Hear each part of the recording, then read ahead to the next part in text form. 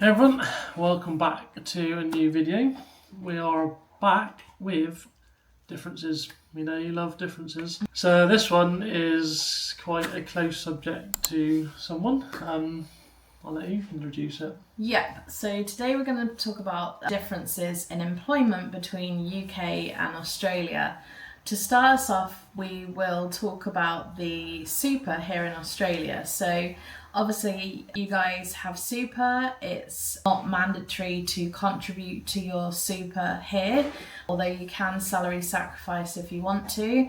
Obviously, at the moment, the super is at 11%, 11.5. and that normally increases around about June every year, and that's normally by about 0.5%. So differences are that in UK you don't have super, it's called pension.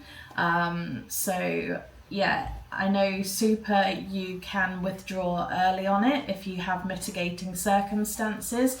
There's also just been a new law brought out that you can use your super to put towards buying a property so long as you're going to use it as like like an income. Yeah.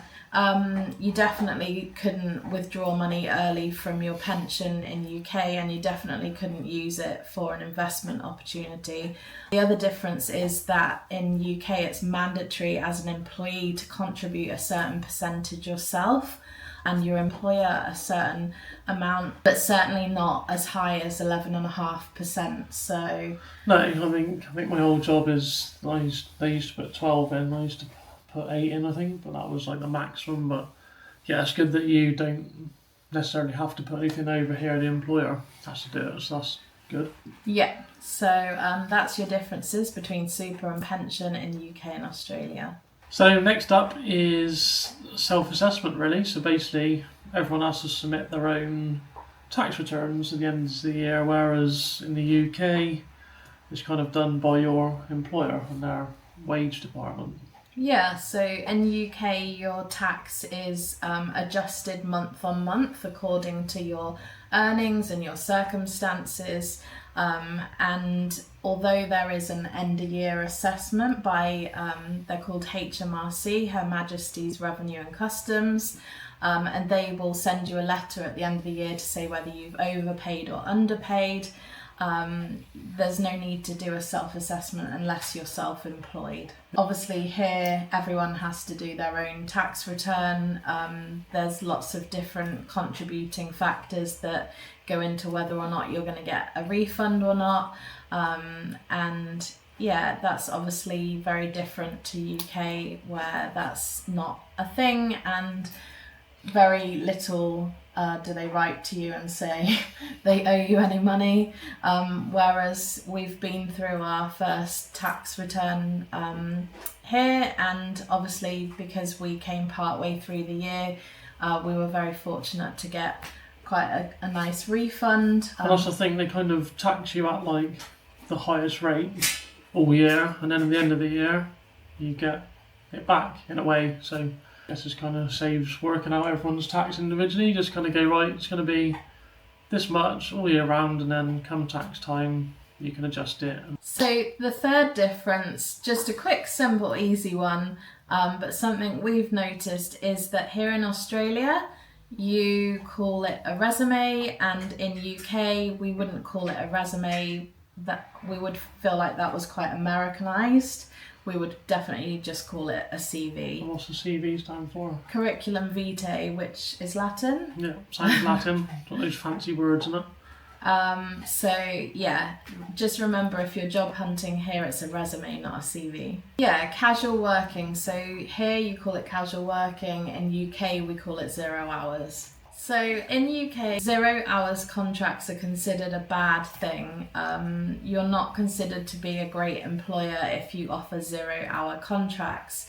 Here, casual working is very common, and people receive benefits in return for obviously not receiving certain things like annual leave and personal leave, and yeah, So you get like a higher hourly rate? They get like a casual loading, so 25% on top of their base rate.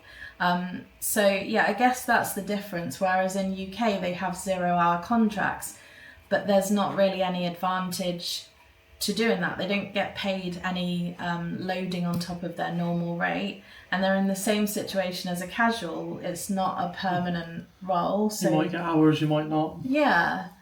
So Australia definitely do that better than the UK. And the minimum wage is higher. Okay.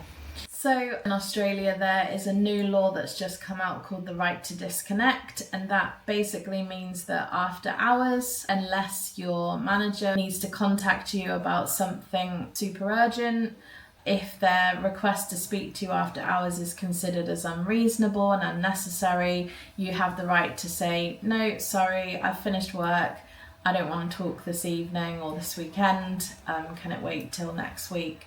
So that's definitely something that we don't have in the UK. People work a lot of hours, evenings, weekends, and yeah, obviously lots of emails out of hours, telephone calls.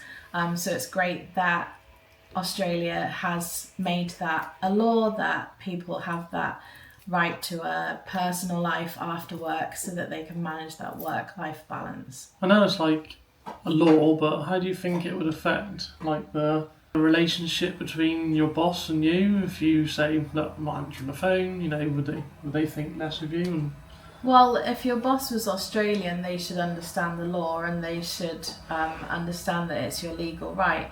If you're working with a manager or boss that's outside of Australia, not necessarily are they going to know that or understand it or respect it. So yeah, ultimately they do need to respect that and not, you know, treat you any differently. Yeah, exactly, because that's your right by law. But yeah, I mean, obviously we'll have to see how that pans out. it's like, no, hang up. So personal leave, or like sick leave they call it, it seems to be a bit different over here. Yeah, personal leave, you can use it if you are sick yourself or to take care of a dependent.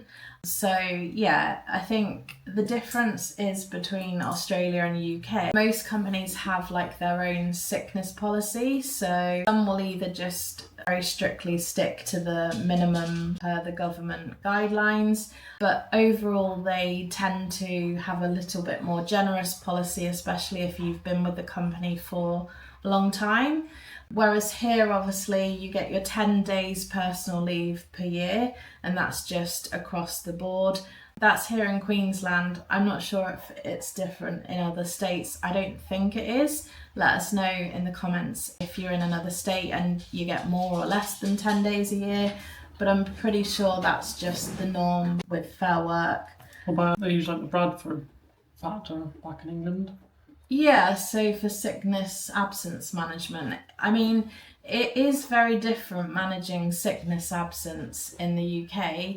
For example, if you have an employee that's off sick, you can ask them why they're off sick, whereas here you're not allowed to ask that. When they come back to work, you can have a return to work interview and you can ask them very in-depth questions, even down to what medication are they taking, what food are they eating, are they eating healthily, like all of them things you can really drill down into. Whereas here, obviously that's a bit more sensitive, you're not allowed to sort of do that with your employees. So yeah, in terms of managing sickness, I think employees here are a lot more protected by the law than in UK in terms of what employers can ask and, you know, how employers can manage that sickness. So it is very different. Yeah, obviously just goes with kind of the laid back culture a little bit, I think. Yeah, about like life balance, I guess, and about, you know, if you're sick, you're sick. And you just sometimes, I've heard that people take like a mental health day or something if they're feeling a bit stressed, and you can take, well, I guess it's a sick day, but they just call it like a mental health day, which is good. Yeah, so 10 days though isn't really a lot in my opinion. If you've been with a company for, I don't know, 7 years and you've only got 10 days sick, I mean, it's great that you accrue it and it rolls over. Yeah, it's like we get so many, like maybe an hour per week, like you accrue an hour of personal leave. per week. Whereas in UK, sick leave doesn't roll over. It's like looked at usually on a rolling 12-month basis, and it's not like an entitlement that you have to use. It's, you know, there is an allowance there if you need it, but it's a little bit different from a personal leave entitlement here. Well, it reflects on pay on it as well. Some, like, you could have, like, you get full pay for so long, then it goes down to like probably call it the minimum. Yeah. Yes, I know if obviously you run out of personal leave here, you know, perhaps there's certain things that you can take advantage of in terms of benefits, and that is similar to the UK in that if you run out of employed sick pay, you go on to what's called statutory sick pay from the government for a certain amount of time. But once that's expired, it really depends on what's wrong with you. If it's like a long-term disability, perhaps you then go on to some kind of longer-term benefits. Otherwise, it's no pay or go back to work. So the last difference that we have for you is regarding long service leave. Now, obviously, that's a thing here in Australia, and depending on the different states, depends on, I'm not sure exactly how much, but particularly in some states as to at what point you can use that. So some is like after 7 years with the same employer, some is after 10 years. So you accrue it from day one, but then you can't actually use it until you've been with the business for a number of years. So that is a great benefit. Obviously, it, you know, encourages that long-term relationship with your employer. We don't really have that in UK. If companies offer that, it's discretionary, but never at the rate that long service leave is paid here. You might get like an extra day's holiday a year if you've been with a company for like 5-10 years or something. Or a watch. Or some little scabby gift that they get you. Normally a watch is for retirement in the UK though, isn't it? That's like where I used to work. You used to get like a watch or something, like for like 20 years or something. Service, they used to get you a watch. Yeah, so yeah, I think here in Queensland it's 10 years, so 10 years is an awful long time to be with an employer. I don't think I've got one employer on my whole CV/resume that I've been with for over 10 years. So yeah, it's quite a strange one in my opinion, because yeah, it's quite a long time before you can actually use it. But I suppose it's a good reward if you've just been there a long time, and there you go. Yeah, it's rewarding loyalty at the end of the day, isn't it? So we hope that you've enjoyed them differences. We will try and pick a few more topics to do differences on, because yeah, as we said, we know that you enjoy hearing about them. If you're not already subscribed to the page, please think about subscribing. We do have an Instagram page as well. It's called The Great Emigrate, so hop on over to there if you're not already following. And please like the video. Let us know in the comments if any of them differences were surprising to you, and see you in the next one.